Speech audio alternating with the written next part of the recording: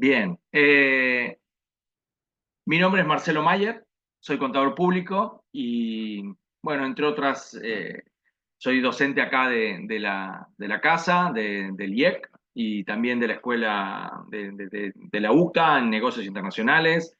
También en la UBA doy cursos de finanzas, de gestión y de emprendedurismo. Y tengo años de experiencia en el sector agroindustrial exportador, con toda la temática que eso implica y con el tema de inversiones que uno tiene que tener en cuenta a la hora del día a día, ¿no? Entonces, lo primero que me gustaría es, si ustedes tienen un minuto, ya que después voy a hablar yo más que nada, es si me hacen una primera devolución ustedes, si pueden elegir, yo se los voy a copiar esto en el Menti. Eh, Denme un segundito. Voy a copiar control copiar. Se los voy a poner en el chat.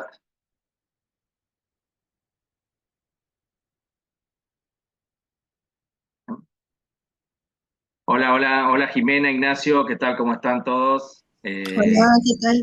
Bien, bien, bueno, nos vamos sumando de a poquito. Bien, en el chat les quería poner, ahora les voy a poner, espera.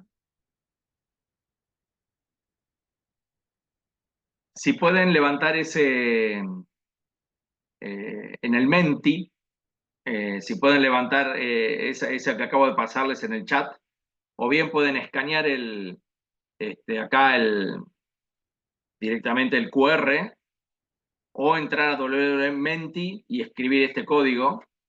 Eh, de esa forma vamos a poder, déjeme que quiero ver si está más sin eso. Hola Claudio, ¿qué tal? ¿Cómo estás? La idea es que me cuenten en tres o cinco palabras, una, dos, tres palabras, que buscan en un webinar y cursos de finanzas personales y de emprendimientos. Si pueden contestarlo, digamos, si puede ser una palabra, si son dos palabras, a veces uno no lo engancha y necesita poner dos palabras o tres. Pero que sea en minúsculas, sin acento y singular, de manera tal de que si todos ponen, o alguno con acento o con mayúscula, y todo eso no suma, ¿no? Es para una nube de palabras que vaya a salir de esto. Así que nos tomamos unos minutitos para, para compartir esto entre todos, ya sea leyendo el QR o bien entrando ahí al Menti que les dejé en el chat. ¿Sí? Son una palabra, dos palabras, lo que les ocurra con respecto a bueno, me interesó, por qué vine a buscar, cuál es la idea, cosa de que podamos de alguna manera ver si estamos en sintonía, digamos, entre todos, ¿no? Así que si tienen un momentito para completar eso, se los agradecería.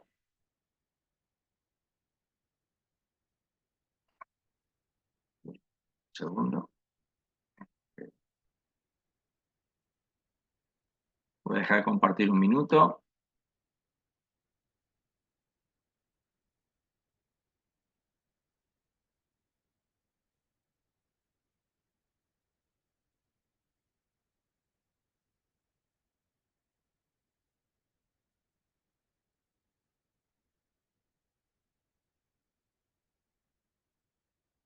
Bien, no sé si entendieron la mecánica, digamos, de entrar a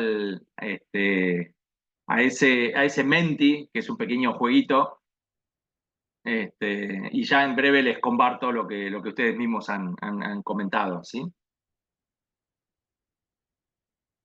Y ya después arrancamos con todo el- el- la charla de hoy.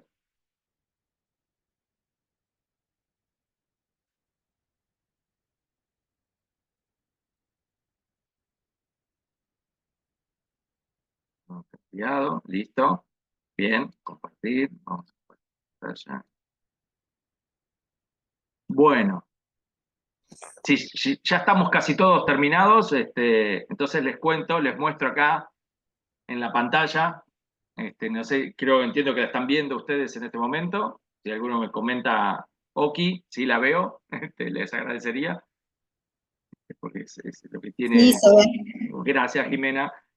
Bien, un poco lo que vinimos acá es a mejorar. Obviamente partimos de algo que ya sabemos y queremos incorporar, como dice allá, el saber no ocupa lugar, crecimiento personal, emprender eficientemente, entender sobre finanzas, planificar, benchmarking, bien, alternativas, experiencia, crecimiento, pensar estratégicamente, rendimiento, inclusión, confianza, innovación. La verdad, son todas palabras que nos hacen que estamos en sintonía de lo que vamos a escuchar hoy. Así que, bueno, les agradezco esto. Yo después acá después voy a pegar las respuestas de ustedes. Y esto es lo que vinieron a buscar otros, ¿no? Y lo que se llevaron. Se llevaron información, conocimiento, sugerencias, riesgo, oportunidad, vocabulario, aprendizaje, práctica, gestión, manejo de datos, inversión. Así que estamos como en línea entre lo que uno propone y lo que vinieron a buscar, ¿no? Así que esperemos no defraudar lo que ustedes vinieron acá a participar. Así que, bien. El tema que estamos hoy es que tenemos que, de alguna manera, planificar en un mundo que está caracterizado por un mundo, el sociólogo Zygmunt Bauman, Modernidad Líquida, planteó que hay un mundo VICA, volátil, incierto, complejo y ambiguo, ¿no? Volátil por lo efímero, ¿sí? El permanente cambio de todas las variables que nos están constantemente, hola, ¿qué tal?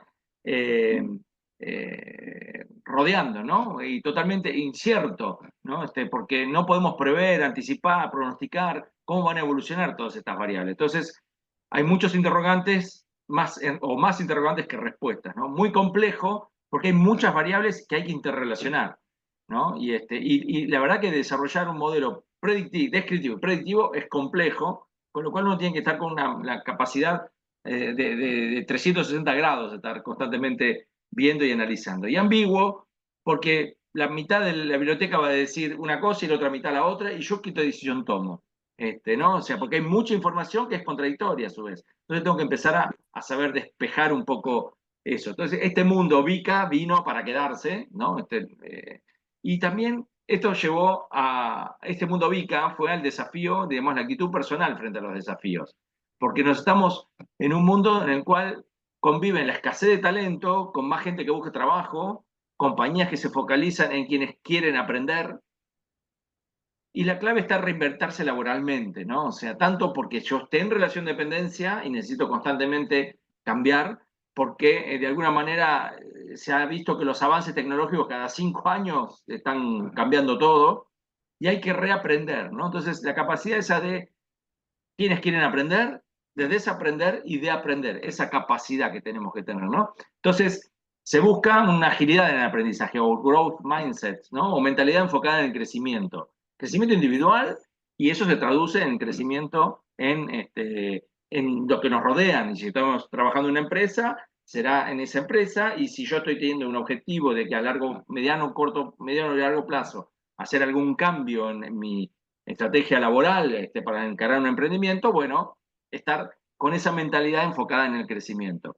Tener que tener resiliencia, flexibilidad y adaptación, capacidad para moverse en contactos inciertos y cambiantes, ¿sí? Así que, bien, hay que prepararse, ¿sí? Tenemos que estar preparados constantemente, ¿no? Entonces, así como ahorrar es condición necesaria, pero no suficiente para invertir, tener una buena idea es una condición necesaria, pero tampoco es suficiente para emprender.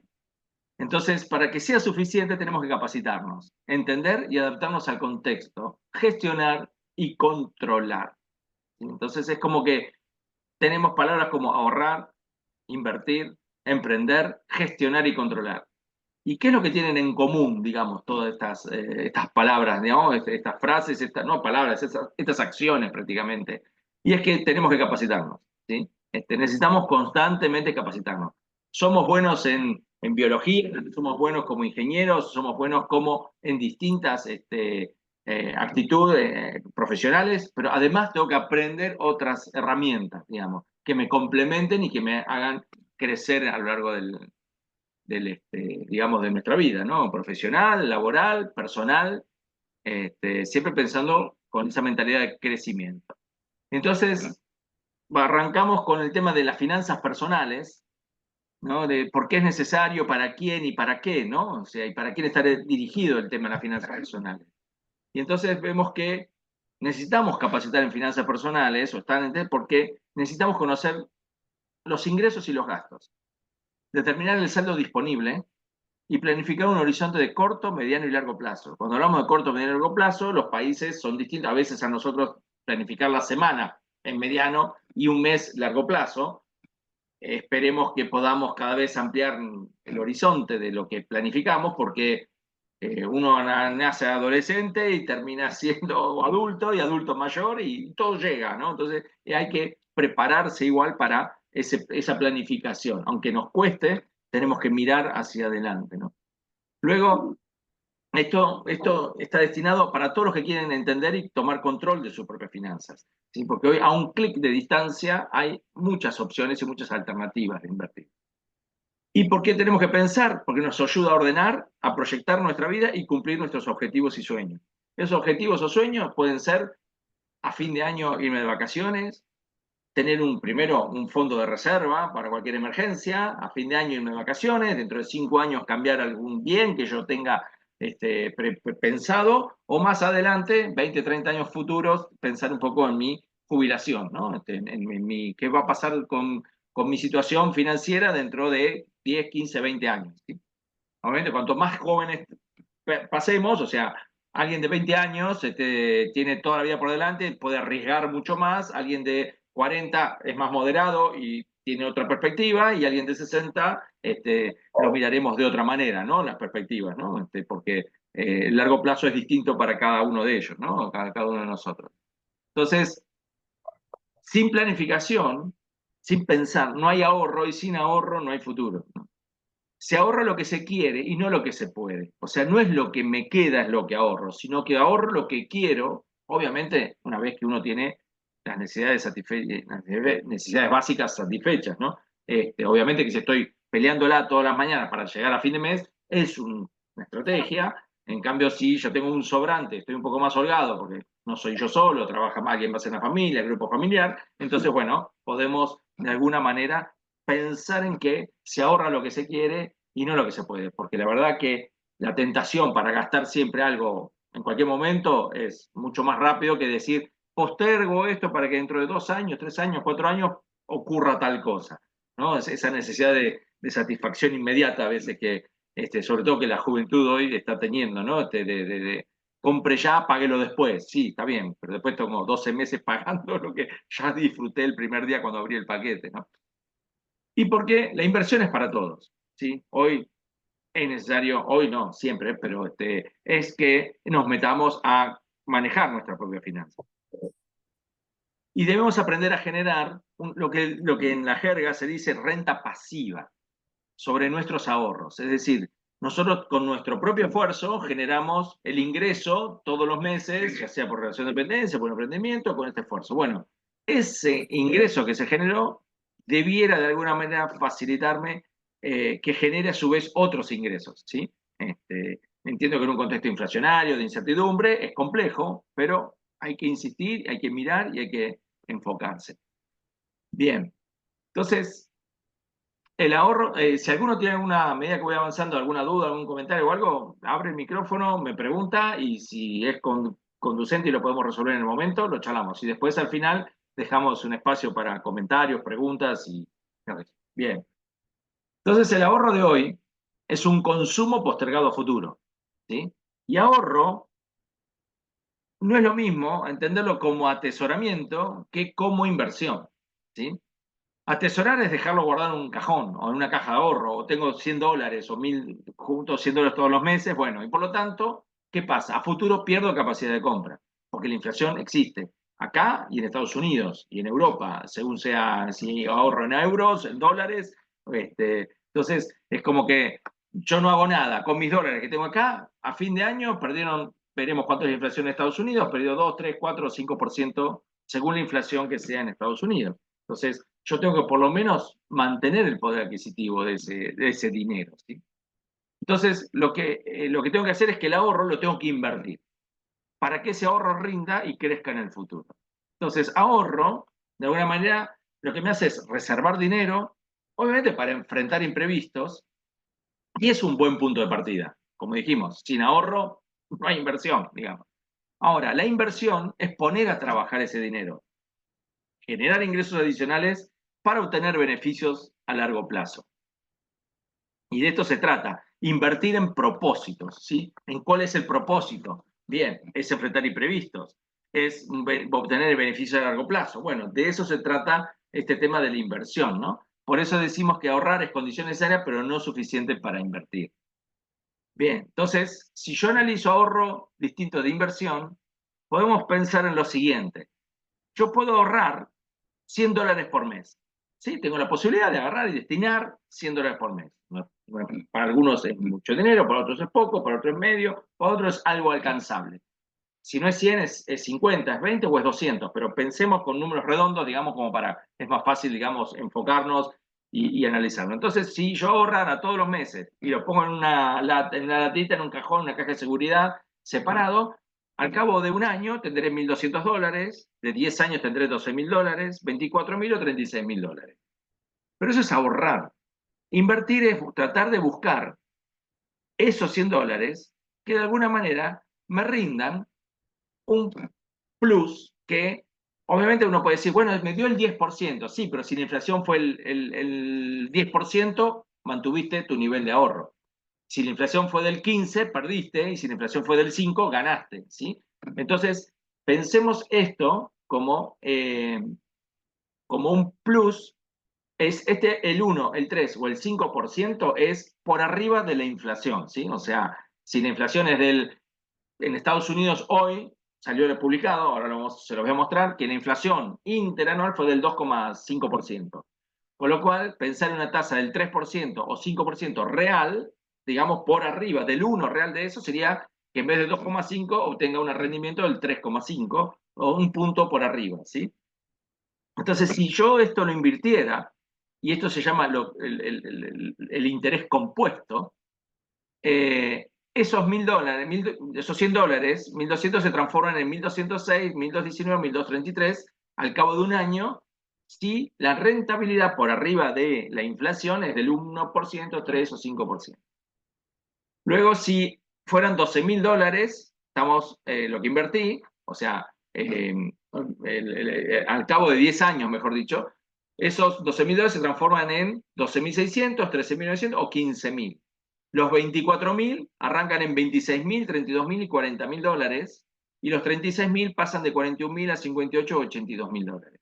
¿Sí? Entonces, el interés compuesto tiene esta maravilla, digamos, de hacer crecer en forma no lineal, sino exponencial, los intereses. Obviamente que hay que estar moviéndose para invertir en este tipo no, es solo una inversión, es tener un mix de inversiones, digamos, no es un solo tipo.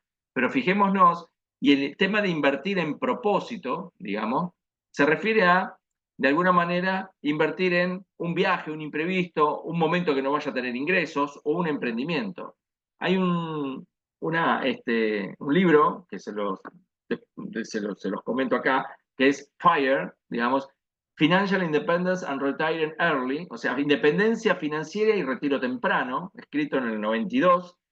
Tu dinero es tu vida, ¿sí? Donde te enseña este tema de separar para el futuro, separar para un imprevisto, para un propósito, ¿sí? No ahorrar por ahorrar. Ahora, fijémonos que si nos paramos en una media de 20 años, de poner $100 todos los meses a una tasa y rendirla y no dejarlo invertido, voy a obtener o sea, una rentabilidad que puede pasar del 11%, en este caso, al 71% del fondo original que yo tenía, ¿sí? Y ni que hablar si obviamente, vamos en la columna del medio, 2% si es un año solo, 16% si son durante 10 años, 37% si son durante 20 años y 61% durante 30 años, ¿sí? Con lo cual, es la magia del interés compuesto, ¿sí? De poder invertir y reinvertir los intereses que yo voy ganando todos los meses, todos los años, y de esa forma poder hacer crecer ese dinero y poder tener como objetivo ese propósito. ¿Sí? Bien, este tema que está vinculado con lo anterior, que dice, pues yo les comentaba algo como, pero tiene que ser positiva la rentabilidad, digamos. Positiva se entiende sobre la inflación de cada país, la inflación que tenemos en Argentina, en Estados Unidos. Entonces, vamos a mirar algo, voy a comparar algo de Estados Unidos, Argentina con Estados Unidos, ¿sí? Entonces, la tasa de rendimiento versus la inflación. La tasa de interés para los ahorristas debiera ser positiva para incentivar el ahorro, ¿sí? O sea, de nada, si la inflación corre el 20% y me están ofreciendo un 10% de interés, bueno, ¿qué voy a hacer? Eso pierde. Entonces, o adelanto consumo, o hago otras cosas, pero no lo dejo a largo plazo porque voy para atrás en ese concepto de interés compuesto en forma real. Y para entender un poquito lo que es en Argentina, digamos, lo que ha sido este último año, que hemos tenido un cambio muy abrupto mental en el tema de los números, en los últimos 20 meses, después se lo voy a mostrar en un gráfico, Argentina, la tasa de interés fue casi siempre negativa para el ahorrista, o sea que se perjudicó al inversor. Últimos 20 meses, o sea, estamos hablando parte de este gobierno, parte del gobierno anterior. Más pronunciado fue a partir del diciembre del 23, porque fue para reducir o licuar los pasivos que tenía el Banco Central. Hasta diciembre del 23, la TNA es tasa nominal anual, que es la que fija en su momento, lo fijaba el Banco Central, ahora es un poco más libre en ese punto, estaba influenciada por colocaciones de lo que se hablaba de lo que eran las LELIQs, letras de liquidez del BCRA, Banco Central de la República Argentina, para que no fueran al dólar. A partir de enero del 24, la tasa nominal estuvo influenciada por las colocaciones de LECAPS, cambiamos el nombre, pero no es solamente el nombre, porque las letras pasaron a ser capitalizables del Tesoro Nacional, no del Banco Central. ¿Para qué? Para licuar pasivos del Banco Central. Es decir, la inflación corría al 20% y te remuneraban al 10%. Entonces se licuaba el pasivo que tenía el Banco Central. ¿Por qué? Porque tenía una montaña de pesos que inundaba, que todos los días era una vorágine que crecía y solamente se cubría con emisión. Y la emisión, como sabemos, digamos, no es solamente una teoría monetarista, sino que es una realidad que estamos comprobando, genera inflación. ¿Sí? Eh, Ahora, esto que pareciera sutil, porque estas cosas surgen cuando uno empieza a leer, ¿sí? Entonces, mi propuesta siempre es, lean, infórmense, así como leen, porque son ingenieros, arquitectos, o están a cargo de una logística o algo, entonces son genios en eso, lean en los diarios, buscan información, los diarios suelen ser en estos temas bastante educativos, y entonces acá hay una sutileza del Banco Central a letras del Tesoro Nacional. Claro, hay una pequeña diferencia. El Banco Central de la República Argentina nunca hizo default o nunca dejó de pagar sus compromisos. En cambio, el Tesoro Nacional sí. Tenemos más de 10 defaults, pero que no fue el Banco Central el que los dijo, sino el Congreso, fue el Poder Ejecutivo, el de turno, digamos. Entonces, de ahí es que este cambio implicó un mayor riesgo. ¿Sí? Y también pensemos lo siguiente, que la tasa debiera subir o bajar según oferta y demanda del dinero, como cuando hay tomates, los tomates suben de precio, ¿por qué? Porque hay escasez, ¿por qué? Porque hubo una helada. Bien, hasta que no llegue la cosecha nueva de Mendoza, no van a bajar los precios. Bueno, entonces es oferta y demanda. El dinero es un bien más, ¿sí? Dentro de la economía, digamos, aunque no lo consideremos porque lo usamos más como una transacción, es un bien más. Entonces, cuando sobreabunda, eh, vale poco el dinero. Y hay una diferencia sutil en decir si, porque cuando escuchamos a todos los políticos, escuchamos todos que dicen, subió el dólar. ¿Sí? Entonces, ¿a quién le echamos la culpa? ¿Al dólar, al dólar, al mercado americano? No sé, al tema del dólar, el cuco, ¿no? Cuando en realidad lo que está pasando es que está cayendo el valor del peso. No está subiendo el dólar. El dólar siempre valió un dólar, digamos. O sea, lo que pasa es que vos necesitas en vez de 100, 200, 300, 400, 1000, 1200. O sea, necesitas cada vez más pesos. O sea, no es que sube. El dólar es uno. Lo que pasó es que vas a necesitar cada vez más pesos, entonces, pero no es políticamente correcto para un político decir el peso está perdiendo valor, sino que es más político decir el dólar sube de precio, ¿sí? Entonces, como que hay un culpable ajeno a lo que es la administración propia, ¿no? Entonces, si el Estado se retirara de la demanda de dinero para tener por tener superávit fiscal, la tasa debería tender a bajar. Pero no solamente la tasa, también debería tender a bajar la inflación, ¿sí? O sea, tendría que ir bajando las dos. Para proyectar, para impulsar proyectos productivos, consumos, créditos hipotecarios y eso. Entonces, fijémonos, esto lo comentaba, que la tasa nominal anual,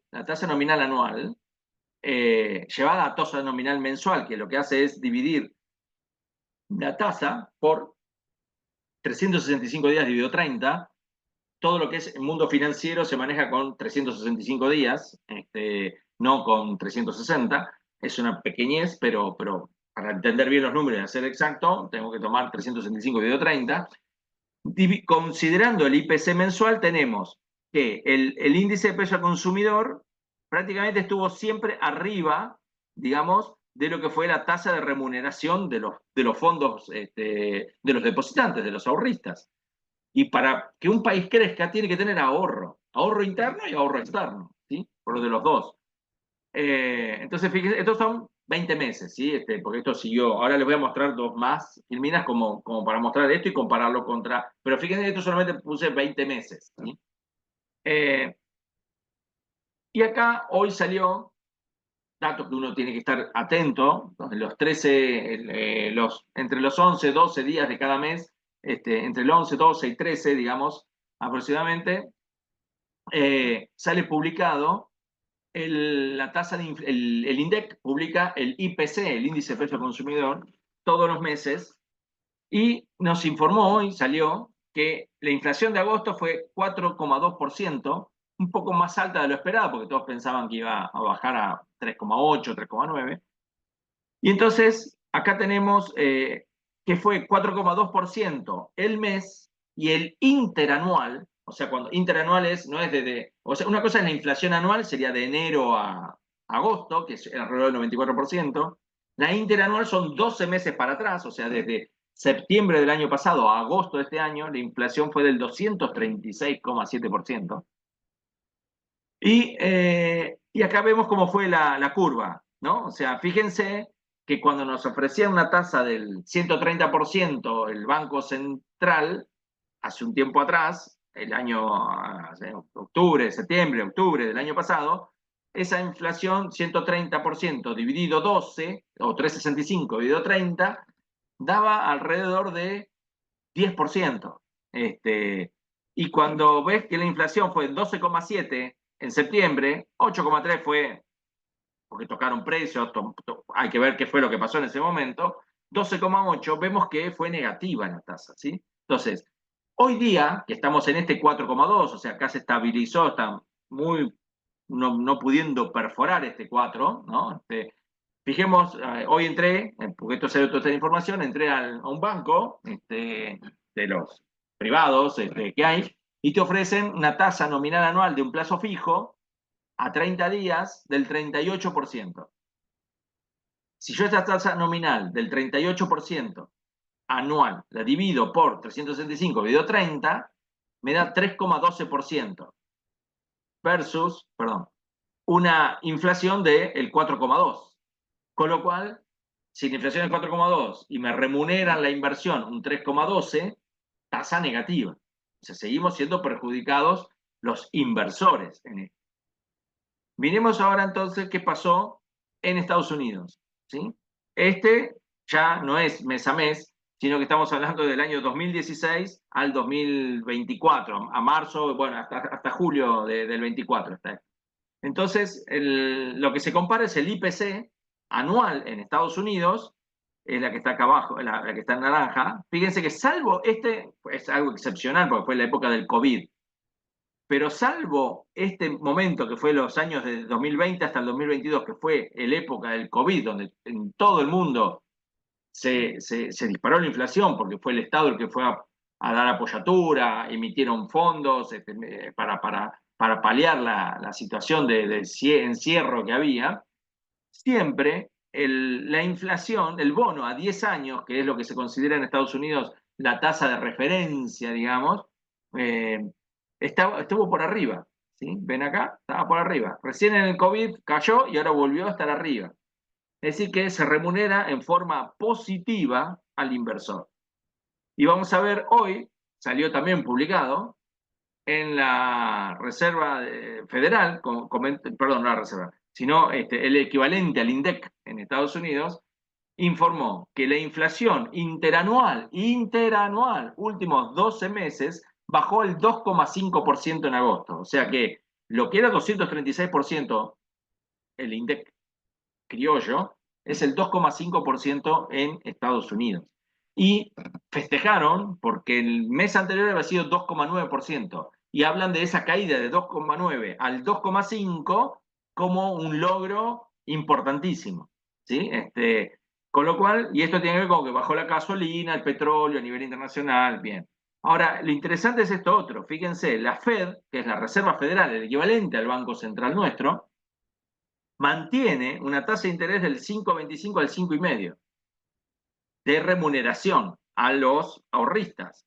Es decir que 2,5% de inflación versus 5,25% promedio de tasa de interés de remuneración a los inversores.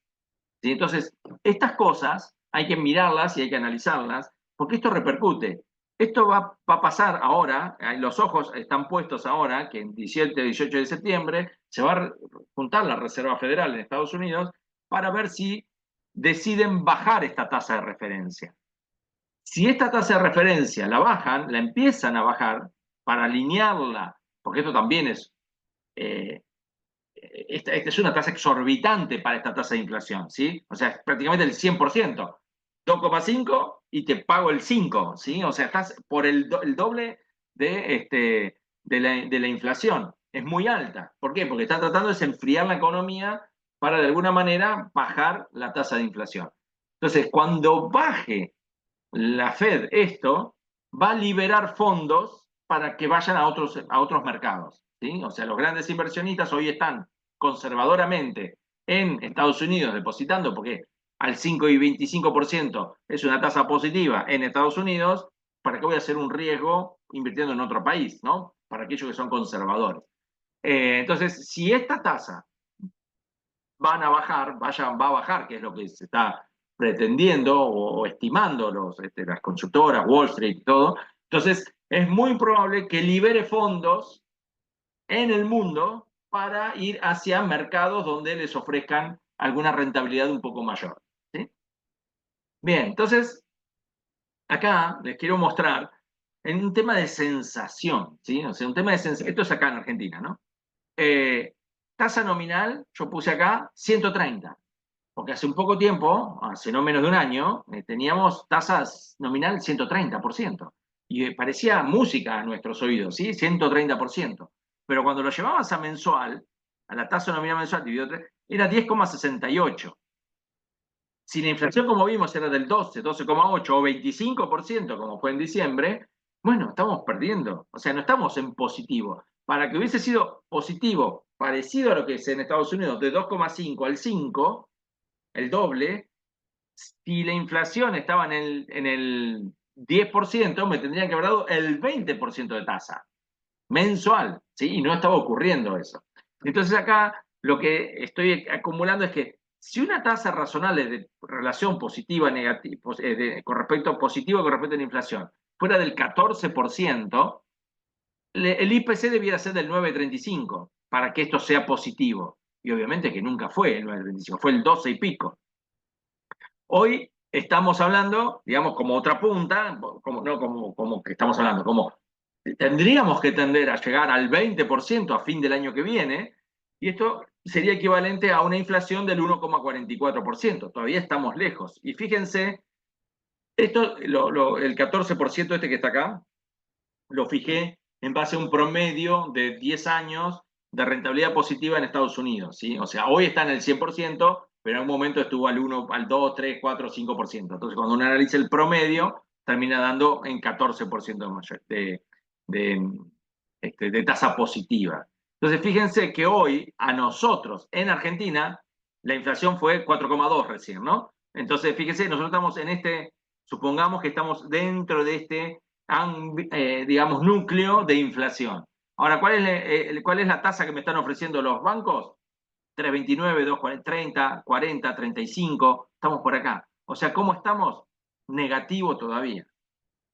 Hay inversiones en LECAPS, hay otras inversiones que empiezan a dar un poco más que esto, pero estamos hablando de algo como uno plantea, bueno, el plazo fijo típico seguro, digamos, ¿no? ¿Vamos bien hasta acá? De lo que les voy contando. Un poco, no sé si pueden interrumpir, ¿eh? No hay inconveniente. Bien.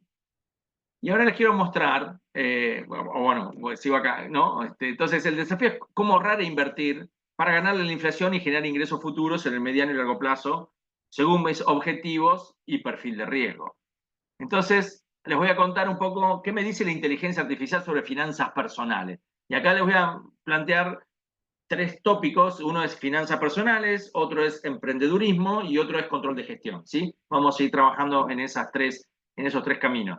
Entonces, ¿qué tengo que considerar? Le pregunté a la inteligencia artificial y digo, ¿qué tengo que considerar para ocuparme de las finanzas personales? Y la verdad que no en la primera, en la segunda, en la tercera consulta, como que me fue afinando la puntería y me dijo, tenés que tener un presupuesto, tenés que ahorrar, tenés que controlar y gestionar tus deudas, tenés que pensar en inversión, pero asegúrate de entender los riesgos.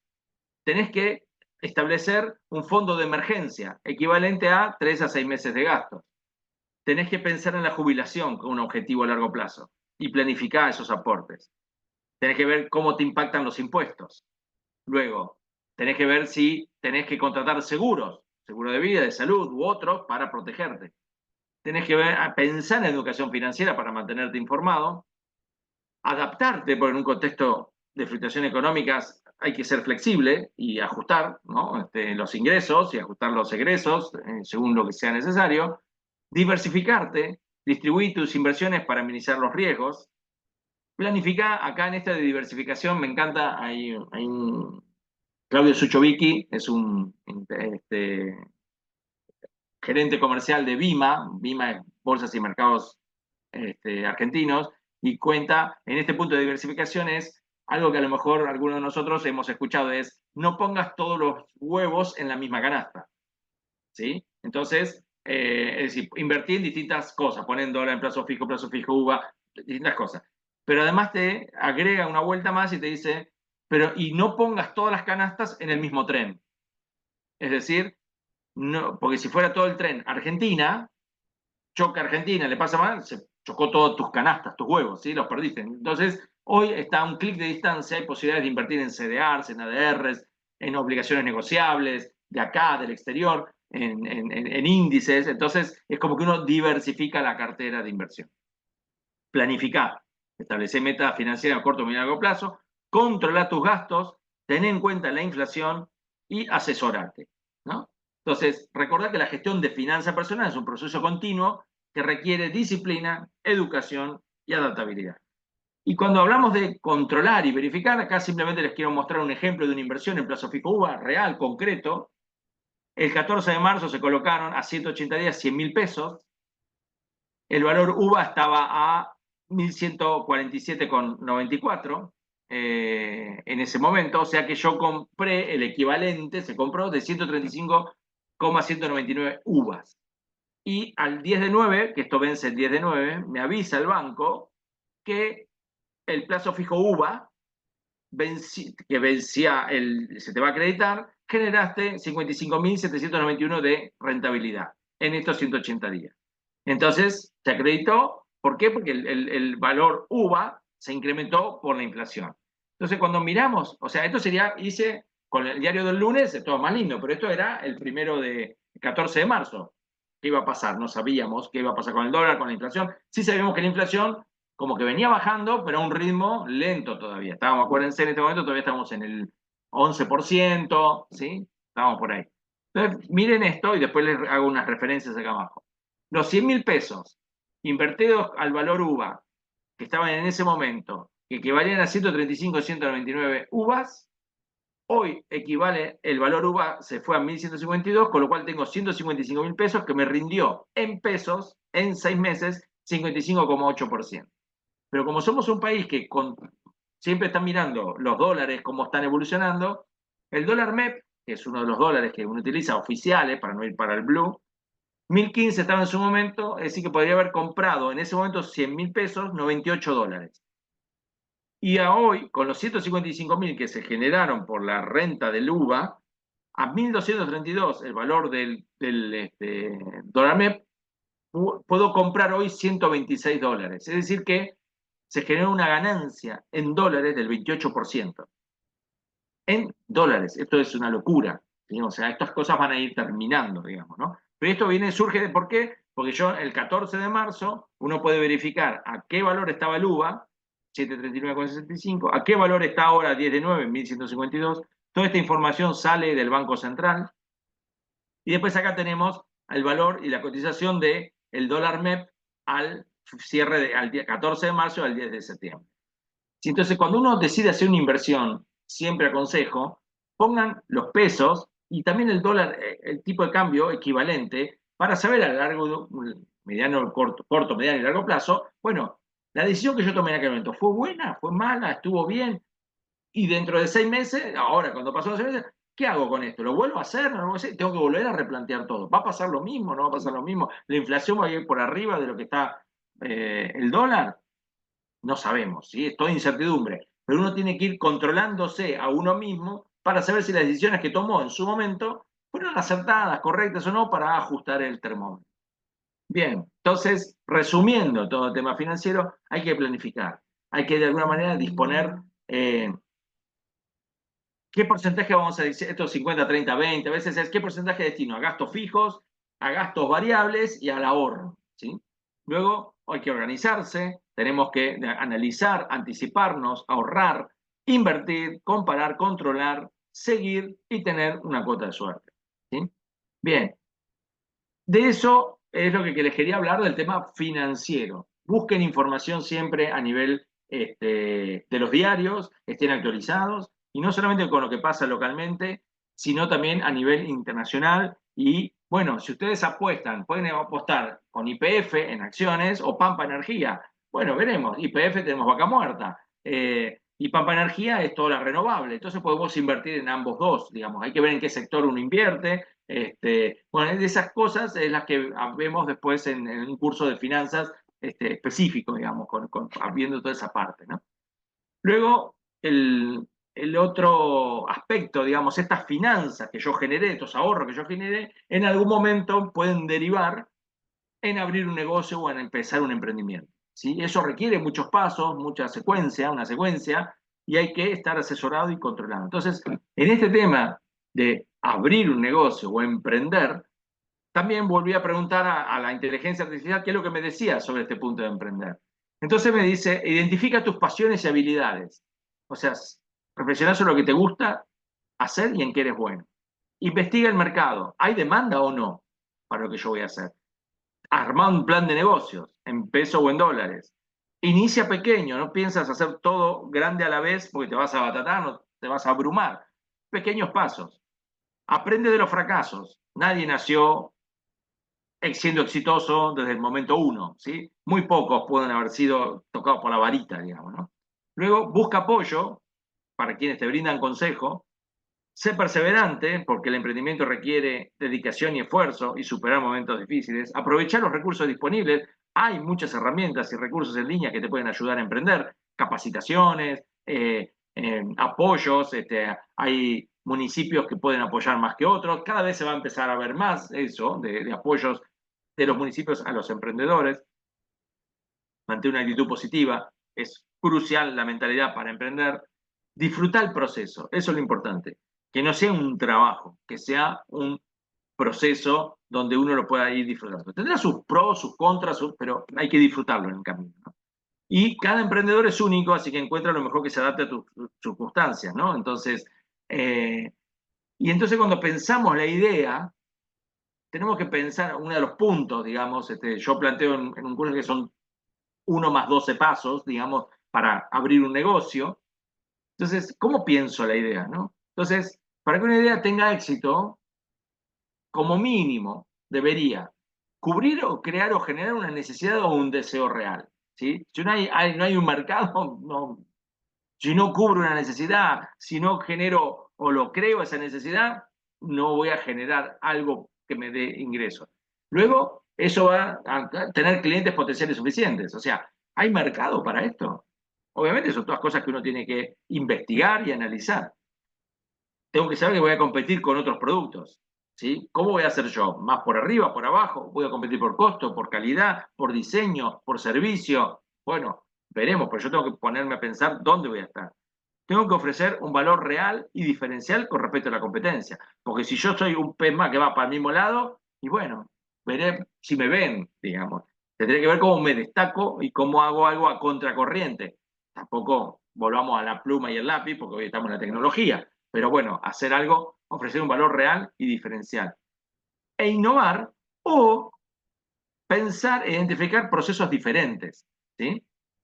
Eh, de alguna manera, tenemos que pensar en que podemos hacer lo mismo distinto. Con lo cual, no solamente si todo el mundo está vendiendo cactus sin flores, bueno, yo voy a hacer uno con cactus con flores, ¿sí? O sea, me distingo, lo hago distinto, lo hago diferente, ¿sí? Y un must hoy día es vivir la economía circular. Reduce, reutiliza, recicla, repara y regenera. Esto hoy día es un must. Es algo que no podemos estar en un mundo que no piense en todo esto en cada una de las perspectivas. O sea, si yo voy a ir a algo viviendo esto, que economía circular, todo bien, hago productos veganos o productos naturales y quiero hacer, y lo vendo con una bolsita de plástico, hay algo que no cuadra en lo que yo estoy vendiendo, digamos, ¿no? En mi idea y mi objetivo. Entonces, pensemos que todo esto está vinculado y cada vez pesa más. Y entonces nos encontramos en un punto, si destino parte de mi tiempo a pensar, a planificar, o cuidado con destinar 100% del tiempo para explotar el negocio y 0% para explorar nuevas oportunidades. Si muchas veces estamos tan imbuidos en el problema, si ya somos emprendedores y que tenemos que el proveedor, que el cliente, que el empleado que faltó, que se me rompió la camioneta, que no me llegó el pedido, que el banco me llamaron porque tengo un problema con la cuenta corriente, que la FIP, que tasa de seguridad y higiene. Bueno, o sea, si yo te ocupo todo mi tiempo en explotar el negocio, realmente no voy a poder ampliar mi negocio o explorar nuevas oportunidades, ¿sí? Tengo que hacer un equilibrio, no es fácil, no es sencillo, pero tengo que hacerme mi tiempo para tener mi tiempo para encontrar el mix entre la explotación del negocio y la exploración de nuevas ideas. Si no, se va a agotar el negocio en sí mismo, ¿sí? Entonces, recuerden que como emprendedores deben entender de todo, pero deben saber más de lo más importante, de lo importante. O sea, eh, si vos sos veterinario y haces las cirugías para animales grandes, animales chicos, lo que fuere, bueno, sos un experto en eso. Pero después tenés que entender de, che, ¿cuánto le cobro? ¿Cuánto sale este servicio? ¿Cuántos fueron mis gastos? ¿Cuántos gastos fijos tengo? ¿Cuántos gastos variables tengo? ¿Cuántos clientes necesito yo para llegar a mi punto de equilibrio? O sea, de esas cosas también tengo que entender. Si no, es como que me van a pasar todas las cosas por encima y voy a seguir operando siempre y no voy a poder crecer si no levanto la mirada. Y esto nos lleva al tema de aprender, desaprender y reaprender. En especial si venimos de la actividad privada trabajando en relación de dependencia y queremos salir a hacer algún emprendimiento, bueno, tenemos que, aprendimos esto y siempre era mucho más fácil apretar un botón y que alguien nos ayude para esto o lo otro, cuando después sos vos el botón, apretar el botón y sos vos el que aparece para resolver las situaciones. Entonces yo tengo que aprender, desaprender para volver a reaprender en forma constante. ¿Sí? Esto es lo que hablamos de la capacitación constante. Y todo esto, o sea, yo tengo las finanzas personales para planificar mi futuro de corto, mediano y largo plazo. Y quiero de pronto emprender, o no, pero supongamos que vamos hacia el tema del emprendimiento, después tengo que controlarlo, ¿sí? Tengo que hacer control de gestión. Y entonces, ¿por qué tenemos que hacer control de gestión? Por el control de gestión, aun cuando hagamos solo finanzas personales, cuando yo les digo Revisen al tipo de cambio, cuánto podés comprar dólares ahora, cuánto estaba esto, o estas alternativas, obligaciones. Bueno, eso es control de gestión propia tuya de tus finanzas personales. Si es el control de un emprendimiento, será distinto, pero siempre tenemos que estar controlando, mirando para atrás, mirando cuáles fueron mis gastos, mirando cuándo, o sea, es todo, está relacionado. No pensemos que el control de gestión es digamos, una frase para las empresas y nada más, ¿no? El control de gestión es en todo momento y en todas circunstancias. Porque en definitiva, partimos de la siguiente premisa, para orientarnos para comprender a qué apunta el control de gestión. Lo que no se mide, no se controla. Lo que no se controla, no se puede mejorar. Y lo que no se mide y no se controla, no permite visualizar la marcha del negocio hacia la meta propuesta. Del negocio, de las finanzas personales, de los objetivos de mediano, corto, mediano y largo plazo, ¿sí? Eso es lo que es el control de gestión. ¿Sí? A eso es donde hay que apuntar, digamos, a cómo optimizo, porque de nada me sirve a fin de año decir, che, la verdad que gastamos de más y no cumplimos este objetivo y no pudimos ir de vacaciones, o no pudimos cambiar el auto, o no pudimos hacer tal cosa, pintar la casa, hacer un mantenimiento. O sea, eso lo tenemos que saber desde el momento uno, cada vez que se va mes a mes, irlo analizando y revisando. Entonces, nuevamente, fui a preguntarle a la inteligencia artificial qué me plantaba sobre el control de gestión, ¿no? O sea, para saber un poco, digamos, qué es lo que te tira y después de 2 o 3 preguntas, digamos, más o menos fue acorde a lo que uno entiende que tiene que incluir el tema del control de gestión. Y entonces, requiere establecer objetivos claros y medibles. O sea, no es, bueno, a fin de año quiero, no, semana, mes a mes, semana a semana, ¿cómo voy a cumplir ese objetivo? ¿No? Luego tengo que recolectar y analizar los datos más relevantes. Obviamente que si yo gasto el 20% de mis gastos en salidas, y bueno, tendré que ver cómo ajusto ese 20% para que se transforme a lo mejor en 5%, 10% y destinar 10% de eso que antes iba a un gasto a una inversión, a una alternativa de invertir.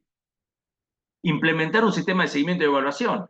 Esto que yo les decía, si estamos hablando, bueno, digamos, invierto 100.000 pesos en una fecha, podría haber comprado tantos dólares. O la acción tal, o sea, si YPF estaba evaluando a tanto, o Tesla, o Apple estaba evaluando a tanto. Y cuando terminé de tener la plata, ¿cuánto vale hoy esto? ¿Subió, me bajó, peor? ¿Para qué? Para recalibrar, ¿sí? Entonces, esas cosas ya las tengo que saber al momento de invertir. Porque con el diario del lunes yo tomo genio. El tema es, yo tomé la mejor decisión con la información que tenía a ese momento del 14 de marzo. Dentro de 180 días, mediano plazo, que acá en Argentina casi sería largo plazo. Ajustar y adaptar, comunicar efectivamente. Perdón. Disculpen. No tenía. Comunicar efectivamente, o sea, comunicar a todos los que nos rodean cómo va a ser este control. Si es en la casa con el grupo familiar, si es en la empresa y soy yo solo, bueno, y si tengo empleados, bueno, comunicar cómo vamos a controlar. Mantener la flexibilidad, digamos, en todo el momento, involucrar a todos, aprovechar la tecnología, revisar periódicamente para poder aprender de los errores y al tener en cuenta estos puntos van a poder implementar un control de gestión efectivo que permita tomar decisiones informadas y mejorar el desempeño de la organización familiar, emprendedurismo o empresarial, ¿sí? Entonces, es como que esto lo que me permite de alguna manera hacer algo, retroalimentar y capacitar y de estar constantemente como evolucionando y no estar girando en falso, ¿sí? Ahora, si siempre veo que tengo una pérdida de agua y no lo voy a arreglar el cuerito, y bueno, chao, y la miro siempre y no hago nada, bueno, ya tengo un problema de gestión. Ah, Dios, perdón porque... o sea,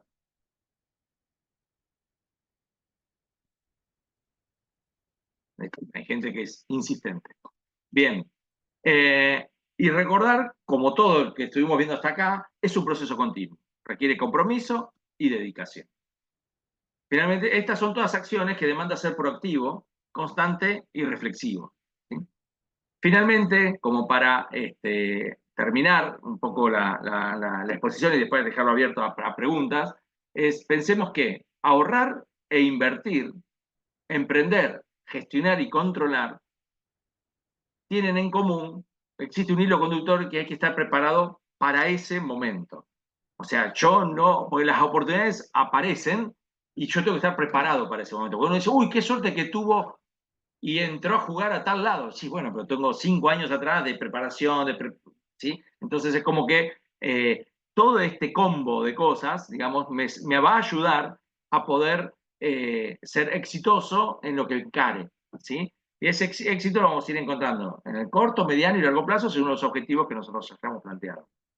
Bien, hasta acá llega esta disertación, este comentario, y comentarles que pueden preguntar en el IEC, digamos, si hay estos 3 cursos que están hilvanados, son todos cursos de 3 días cada uno, empieza el 1 de octubre y van llegando todas las semanas, finanzas personales, el de emprender y el de control de gestión.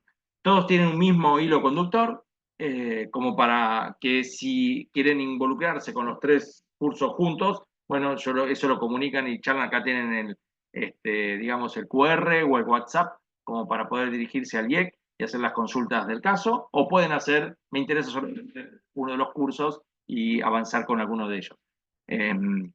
Bien.